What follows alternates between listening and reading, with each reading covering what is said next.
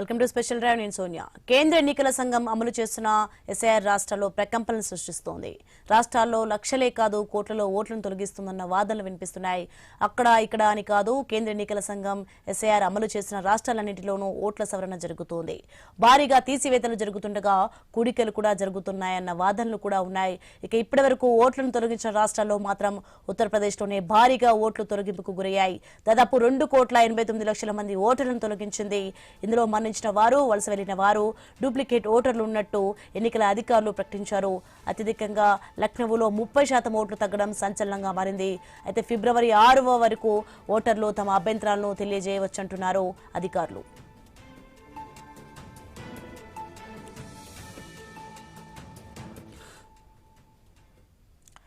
ఇక యూపీలో తీసివేసిన 2,89,00,000 మంది ఓటర్లు మొత్తం ఓటర్లు 18.7% కావడం ఇప్పుడు పెద్ద చర్చనీయాంశంగా మారింది. సార్కి ముందు యూపీలో 15,44,00,000 ఓటర్లుండగా ఇప్పుడు 12,55,00,000కు తగ్గింది. వీటిలో ఇతర రాష్ట్రాలు, దేశాలకు వలస వెళ్లిన వారి సంఖ్య 2,15,00,000, మరణించిన వారు 46,00,000, 23,000, రెండు చోట్ల ఓట్లున్నవారు 25,47,000 ఉన్నట్లు ఈసీ లెక్కలు చెబుతోంది. యూపీ రాజధాని లక్నోలో అత్యధికంగా 30% ఓటర్ల సంఖ్య తగ్గడం అనుమానాలకు తావిస్తోంది. గతంలో లక్నోలో 39,09,000 మంది ఓటర్లుండగా ఇప్పుడు ఆ సంఖ్య 27,09,000కు తగ్గిపోయింది. అటు లలిత్పూర్లో కూడా ఓటర్ల సంఖ్య 10% తగ్గింది. उत्तर प्रदेश राज्य की draft voter list, draft electoral roll हम लोग पब्लिश कर रहे हैं. एग्जैक्ट है 12,55,56,025. भ्रमण के बाद बीएलओ को ये सूचना प्राप्त हुई कि इनकी डेथ हो गई. ऐसे मृत मतदाता 46.23 लाख थे. 27 अक्टूबर 2025 की मतदाता सूची का 2.99% है. सो मृतक मतदाता 46.23 लाख 46.23 लाख.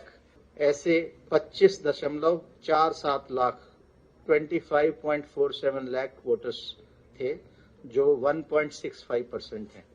सो कुल मिलाकर जो अनकलेक्टेबल था, जिनका नाम ड्राफ्ट वोटर लिस्ट में नहीं आया, वो 2.89 करोड़ या 18.70%, 18.70% है.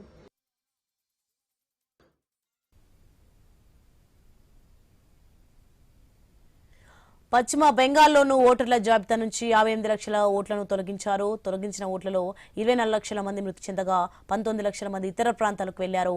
12 లక్షల మంది అడ్రస్ లేని వారైతే 13 లక్షల ఓట్లు నకిలీవని ఎలక్షన్ కమిషన్ ప్రకటించింది.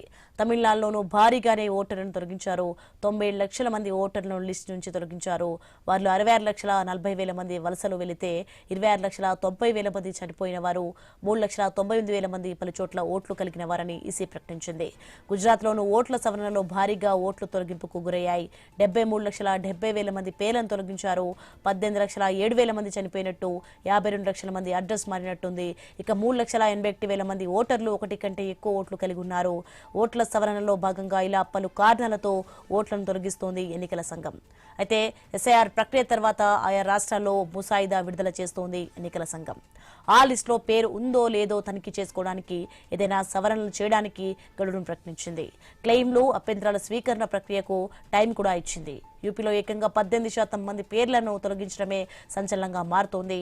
ఈ భారీ తొలగింపులపై ప్రతిపక్షాలు తీవ్ర ఆందోళన వ్యక్తం చేస్తున్నాయి.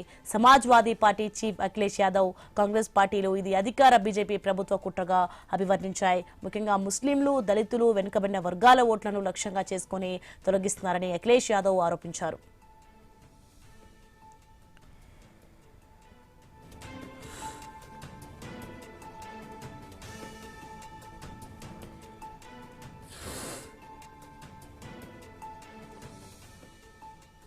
ఇక గత ఎన్నికల్లో ఇండి కూటమి గెలిచిన నియోజకవర్గాల్లో ఒక్కో చోట 50,000 ఓట్లను తొలగించేందుకు ప్రణాళికలు జరుగుతున్నాయని అఖిలేష్ విమర్శ. అర్హులైన ఓటర్లెవరూ నష్టపోకుండా ఉండేందుకు అన్ని పార్టీలు జిల్లా స్థాయి కమిటీలను ఏర్పాటు చేసి పరిస్థితిని పర్యవేక్షిస్తున్నాయి. అధికారంలో ఉన్న యూపీలో కూడా భారీ స్థాయిలో ఓట్లు తొలగించారా? అధికార పార్టీకి మేలా, ప్రతిపక్షాలకు నష్టమా? ఇండి కూటమి ఓట్ల ప్రక్షాళనను ఎందుకు వ్యతిరేకిస్తుంది? ఏ పార్టీకి లేని నష్టం ఇండి కూటమి పార్టీలకు వస్తుందా? నకిలీ ఓట్లను తొలగిస్తే ప్రతిపక్షాలకు ఆగ్రహం ఎందుకు? ఇండి కూటమి పార్టీలు ఫేక్ ఓటర్లను ప్రోత్సహిస్తున్నారా?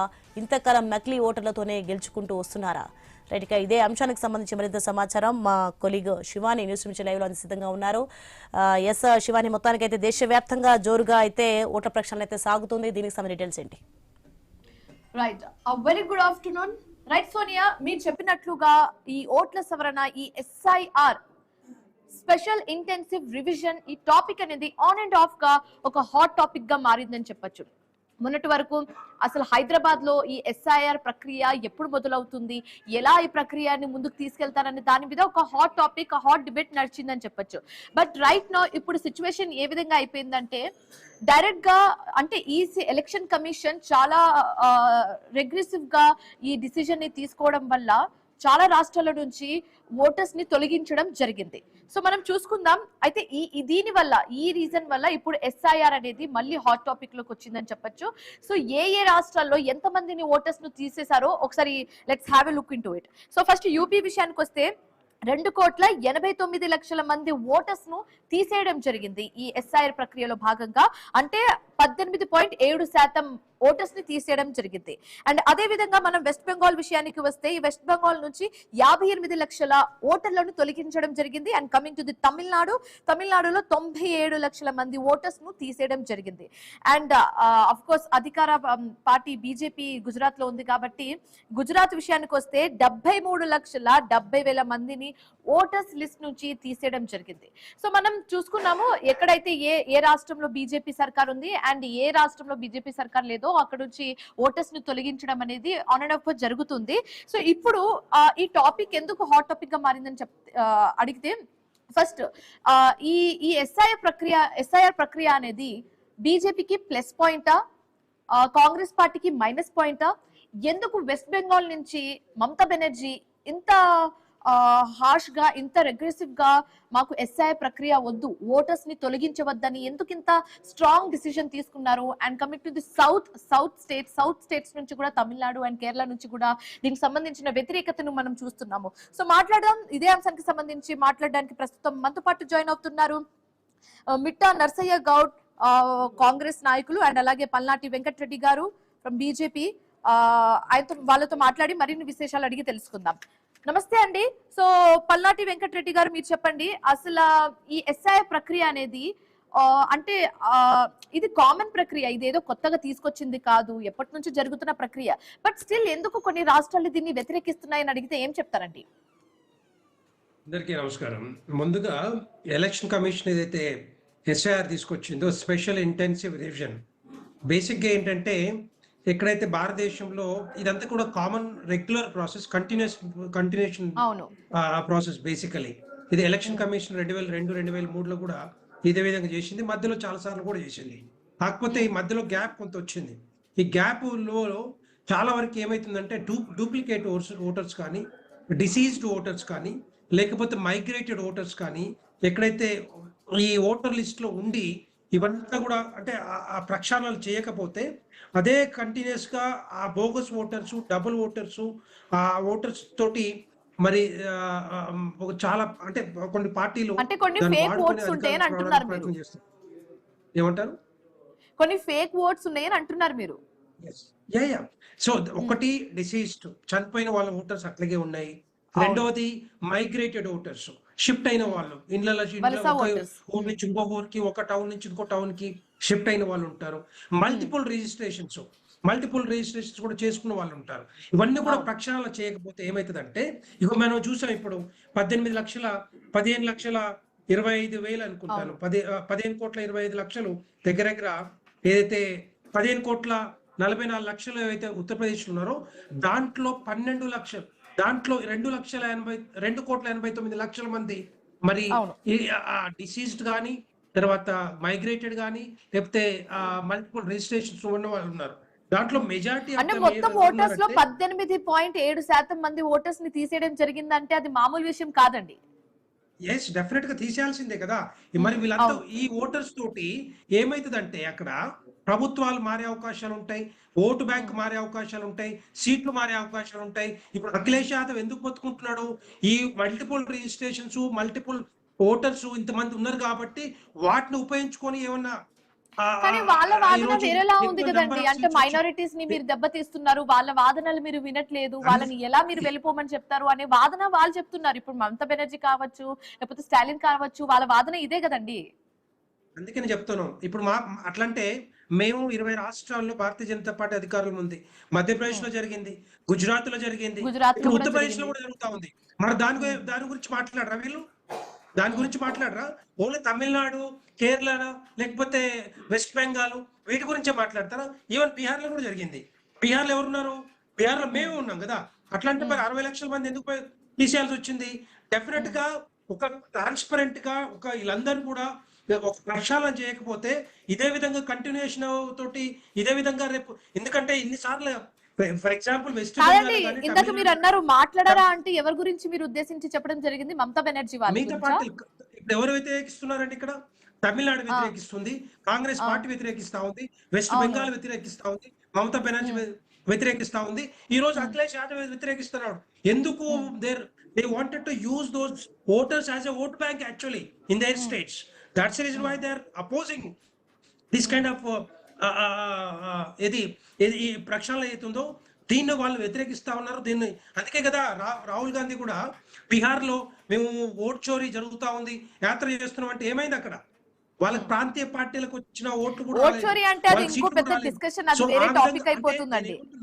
భారతదేశ ప్రజలు ఎవరు వ్యతిరేకిస్తలేరు దీన్ని. ఎలక్షన్ కమిషన్ ఏదైతే చేస్తా ఉందో ఇండిపెండెంట్ బాడీ, భారతీయ జనతా పార్టీకి సంబంధం లేదు. కేంద్ర ప్రభుత్వం ఏదైతే ఇండిపెండెంట్ బాడీస్ ఉన్నాయో ఆ బాడీస్ ఇవన్నీ తీసుకొస్తున్నప్పుడు వీళ్ళు వ్యతిరేకిస్తా ఉన్నారు.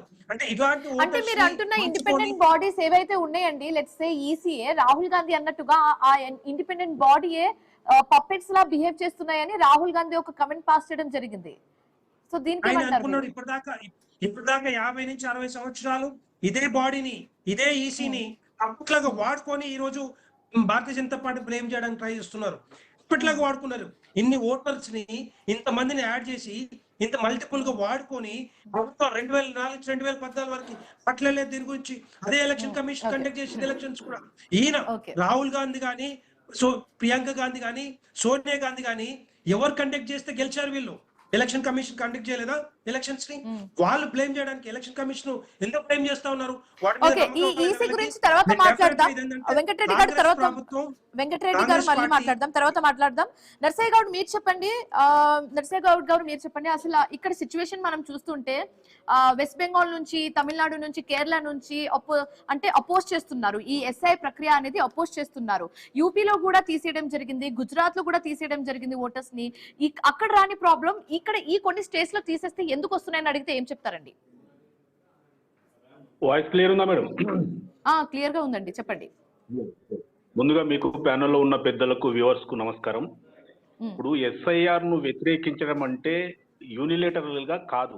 మేము ఏం అడుగుతున్నామంటే, మీరు ఎస్ఐఆర్ ప్రకారం ఏదైతే తొలగిస్తా ఉన్నారో, తొలగించిన తర్వాత ఏదైతే మీరు లిస్టు తయారు చేసినరో ఆ లిస్టు మాకు మిషన్ రీడబుల్ ఫామ్ లో మాకు ఇవ్వండి అని మేము అడుగుతున్నాం. మిషన్ రీడబుల్ ఫామ్ లో మాకు ఇవ్వండి, మేము చెక్ చేస్తాము.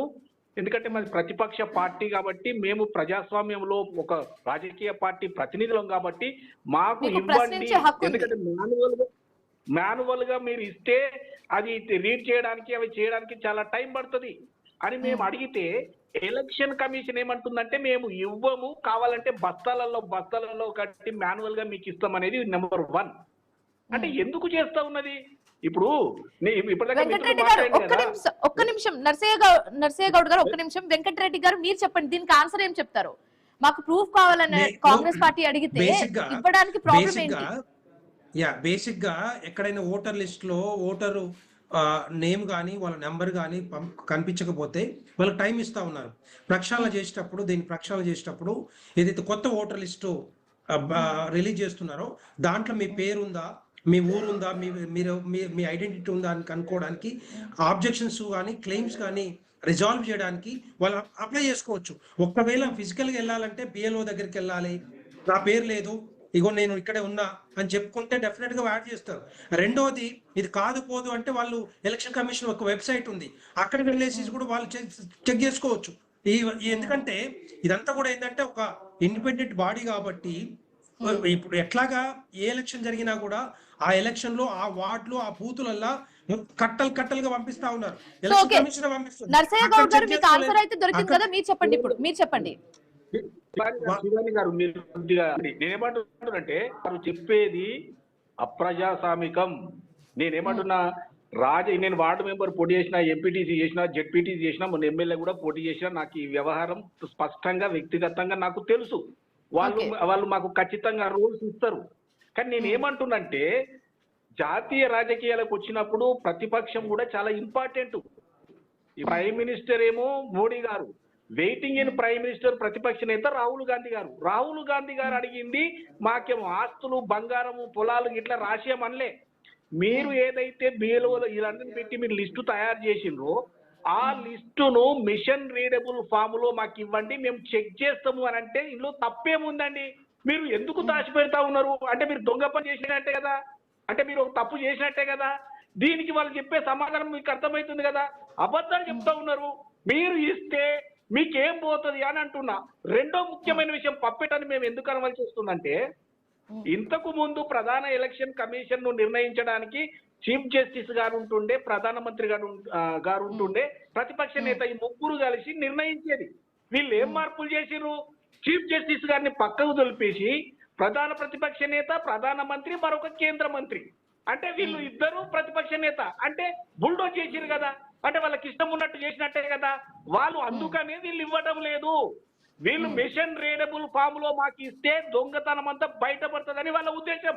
మీరు ఎందుకు ఇయ్యారండి? మీరు నెంబర్ టూ ఏమడుగుతున్నాం మేమంటే మీరు ఏం తొలగించరు, ఏం కథ ఏదైనా చేయండి, కానీ ఆధార్ కార్డు కేంద్ర ప్రభుత్వం ఇచ్చింది కదా, ఆధార్ కార్డు తోటి ఓటర్ ఐడెంటిటీ కార్డు లింకప్ చేస్తే దొంగలెవరో దొరలెవరో తెలుస్తుంది కదా అని మేము అడిగితే, బీహార్ ఎలక్షన్లు అప్పుడు అడిగితే కోర్టులో కూడా వీళ్ళు ఏం చెప్తారు?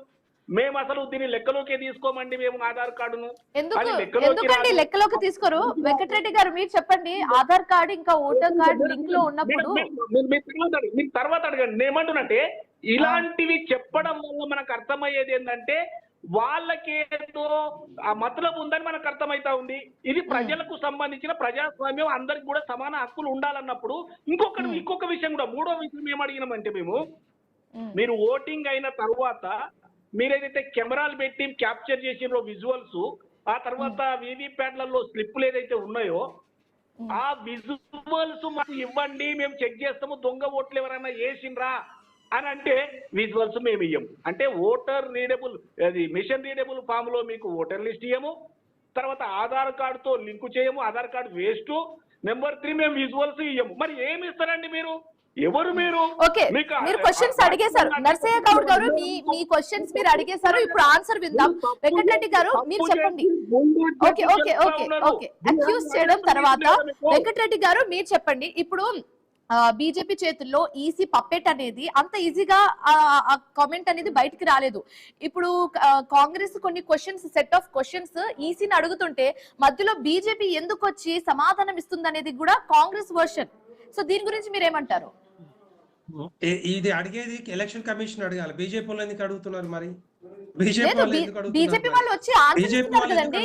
బీజేపీ వాళ్ళు వచ్చి ఆన్సర్ ఇస్తున్నారు. ఇప్పుడు అమిత్ షా హోంమంత్రి అమిత్ షా కూడా ఆయన వచ్చి ఇది ఓట్ చోరీ జరగలేదు అని చెప్పడం జరిగింది. అమిత్ షా బీజేపీ నుంచే కదా, ఆయన వచ్చి చెప్పారంటే కేంద్ర ప్రభుత్వాన్ని బ్లేమ్ చేయడానికి ప్రయత్నం చేస్తా ఉన్నారు. కాంగ్రెస్ పార్టీ కావాల్సిందే అది కదా. ఏ ఎన్నికల్లో పోటీ చేసినా కూడా ఆ ఎన్నికల్లో ఓడిపోతున్న భయంతో ఏదైతే ఆ ధైర్యం లేక ఈ రోజు బీజేపీని టార్గెట్ చేస్తా ఉంది. ఒక లేదండి, మీరు స్ట్రైట్ గా ఆన్సర్ చెప్పండి. మధ్యలోకి బీజేపీ ఎందుకు వచ్చింది? Congress has right to ask questions to EC. ఈసీని క్వశ్చన్స్ అడిగింది, మధ్యలో బీజేపీ ఎందుకు వచ్చింది అనేది ఆయన వాదన. సోనియా గాంధీ గారు ఉన్నప్పుడు ఎలక్షన్ కమిషన్ ని ఎవరు అపాయింట్ చేసేటోళ్ళు వన్ సైడెడ్ గా ఆమె చెప్పిన వాళ్ళనే వన్ సైడెడ్ గా. మీరు హిస్టరీ గురించి మాట్లాడకండి, వెంకటరెడ్డి గారు మీరు ఇప్పుడు మాట్లాడండి. దీని గురించి మాట్లాడండి. ఎవరు ఇన్వాల్వ్ చేయలేదు. నర్సయ్య గౌడ్ గారు మీరు చెప్పండి. ముగ్గురిని అపాయింట్ చేశారు. ముగ్గురిని అపాయింట్ చేసి సోనియా గాంధీ గారు ఎవరిని బీజేపీని కూడా నర్సయ్య గౌడ్ గారు మీరు చెప్పండి ఒక్క నిమిషం వెంకటరెడ్డి గారు ఒక్క నిమిషం ఆగండి. ఒక్క నిమిషం ఉండండి, నేను మాట్లాడుతున్నా, మరి చెప్తున్నా, సమాధానం చెప్తున్నాను. ఎందుకు తొలగించిన ప్యానెల్లో నుంచి అని నేను సూటిగా ప్రశ్నిస్తున్నా. చీఫ్ జస్టిస్ గారిని తొలగించి మీ కేంద్ర మంత్రిని యాడ్ చేసి బుల్డోజ్ చేసి పప్పెట్ చేసిన మాట వాస్తవం కాదని అడుగుతున్నా. సూటిగా ఆన్సర్ చెప్పండి. మీరు ఎందుకు తొలగించారు? నేను ఒక మాట చీఫ్ జస్టిస్ గారిని ఎందుకు సూటిగానే చెప్తున్నా, సూటిగానే చెప్తున్నా, మీరు వినలేక జీర్ణించుకోలేకపోతున్నారు.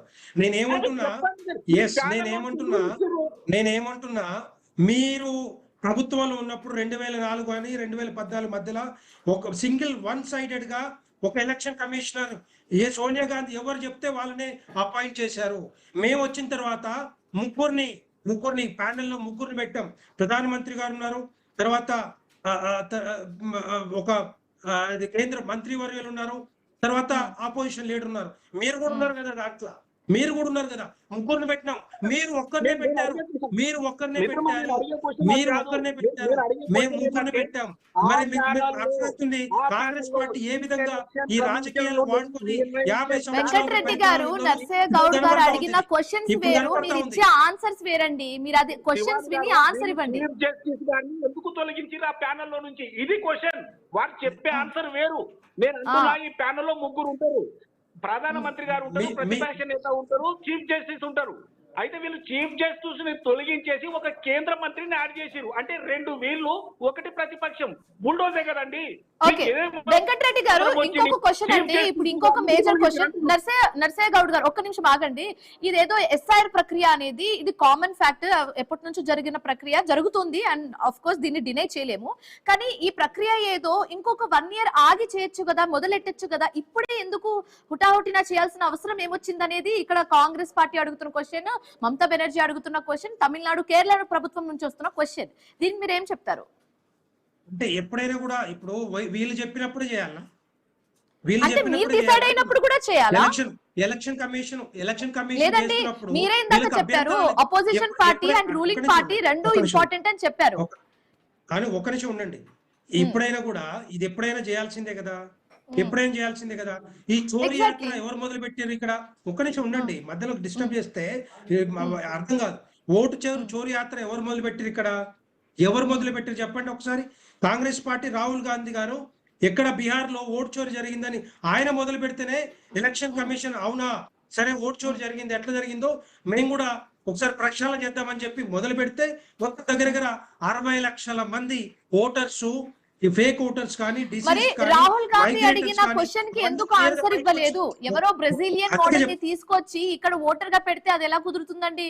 మీరు అంటున్నారు, ప్రస్తావిస్తున్నారు రాహుల్ గాంధీ వర్షన్, మీరు ప్రస్తావిస్తున్నారు. మరి రాహుల్ గాంధీ అడిగిన క్వశ్చన్స్ కి బీజేపీ సమాధానం ఇచ్చిందా?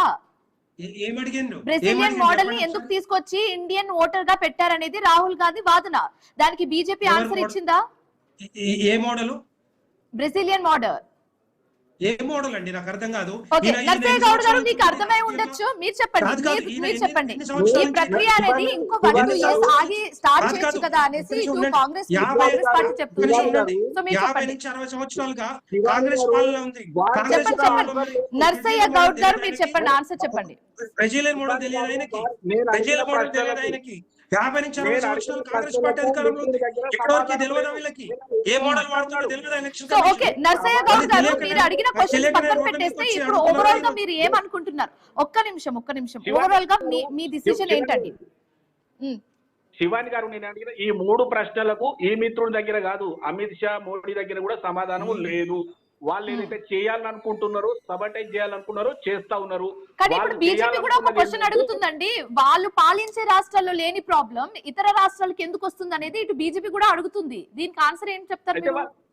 శివాని గారు, నేను ఏమంటున్నానంటే ప్రతిపక్షాలకు అవకాశం ఉండి గెలిచే అవకాశం ఉన్న నియోజకవర్గాల్లో వాళ్ళు చేంజ్ చేస్తా ఉన్నారు, డెమోగ్రఫీని చేంజ్ చేస్తా ఉన్నారు. ఏమున్న సమస్య తీసేయడం అనేది కూడా ఇంపార్టెంట్ కదండి. శివాని గారు, నేను ఏమంటున్నా, వాళ్ళకి ఎందుకు నకిలీ ఓటర్స్ ఉండాలి, బంగ్లాదేశ్ ని తీసుకురావాలి, ముస్లిం ఓటర్ వాడుకోవాలి, కాంగ్రెస్ పార్టీ గెలవాలని ఆలోచన ఉంటుంది వీళ్ళకి. వేరే ఆలోచన ఏముంటది? అదే ఆలోచన ఉన్నారు. జూబ్లీహిల్స్ లో కూడా దొరికేది కదా దొంగ ఓటర్లతోటి మీ ఎమ్మెల్యే దొరికింది ఇప్పుడు అంతకుముందు మీ ఎమ్మెల్యే దొరికిండు మీ ఎమ్మెల్యే దొరికిండు మొన్న దొంగ ఓటర్లు కార్డు పంచుతుంటే జూబ్లీహిల్స్ ఎలక్షన్ కంటే ముందర దొరికిర్రు అది మీకు తెలియదు కాంగ్రెస్ పార్టీ వాడుకునేది ఇదే వాడుకుంటుంది ఏ ప్రక్షాళన వాడొద్దు డూప్లికేటర్స్ వాడాలి డూప్లికేట్ ఓటర్స్ వాడాలి ఉన్న ఓటర్స్ వేయించుకోవాలి దొంగ ఓటర్లు ఓకే ఓకే వెంకటరెడ్డి గారు ఇప్పుడు ఫైనల్ గా మీరు ఏం చెప్తారు చెప్పండి మీరు ఏం చెప్పదలుచుకుంటున్నారు చెప్పండి నేను అదే ఒక్క నిమిషం. మిషన్ రీడర్ మీరు ఎందుకు ఇవ్వలేకపోతున్నారని నేను స్ట్రైట్ గా అడుగుతున్నా మీ దగ్గర ఆన్సర్ లేదు తప్పటి ఇప్పుడే మాట్లాడుతున్నారు ఎవేడ్ చేస్తా ఉన్నారు తర్వాత ఆ విజువల్ సీఎం అంటే తీసేసినామంటారు ఓటు చోరీ అంటేనేమో దొంగలు పడ్డ 6 నెలల తర్వాత మీరు అడుగుతారా ఒక నిమిషం ఉండండి శివాని గారు చెప్పండి శివాని గారు ఈ వివి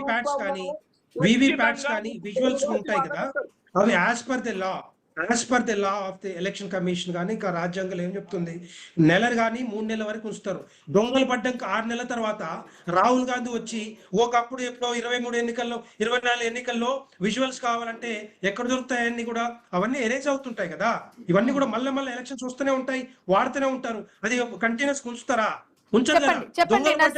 దొంగలు పడ్డ 6 నెలల తర్వాత కుక్కలు పొరిగినట్టు రాహుల్ గాంధీ వచ్చి ఈ రోజు ఆ విజువల్స్ కావాలి ఈ విజువల్స్ కావాలంటే నేను